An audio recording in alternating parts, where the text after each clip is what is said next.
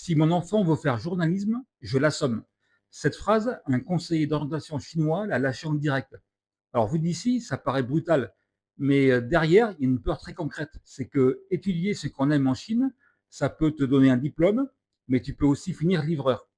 Cette année, il y a encore un nombre record de jeunes qui sortent de l'université et le marché n'arrive plus à tous les absorber. En fait, le vrai problème, c'est pas qu'il n'y a pas de travail, c'est même pas que la Chine manque de diplômés. En fait, c'est qu'elle les forme dans les mauvaises filières.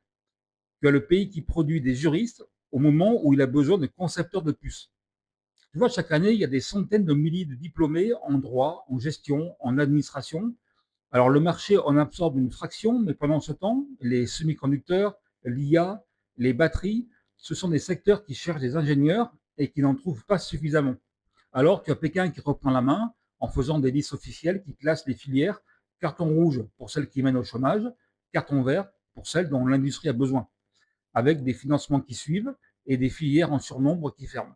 Ce qu'il faut comprendre, c'est que l'université chinoise n'est plus seulement là pour répondre aux aspirations des étudiants.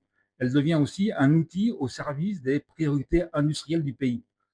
Mais il faut aussi se méfier du cliché. Ce grand écart entre le rêve d'un enfant et les besoins d'un pays, ça n'a rien de proprement chinois. Le chômage des jeunes, il frappe partout. Tu as près de 1 sur 8 dans le monde, autour de 15% en Europe. En France aussi, choisir une filière qu'on aime sans déboucher, c'est vraiment un pari. En fait, la différence, c'est pas le problème, c'est l'arbitre. Là où tu as Paris qui laisse faire les marchés des choix individuels, Pékin ajoute un second arbitre, l'État. Alors peut-être que la vraie question n'est pas uniquement chinoise. Demain, qui pourra encore étudier ce qu'il aime?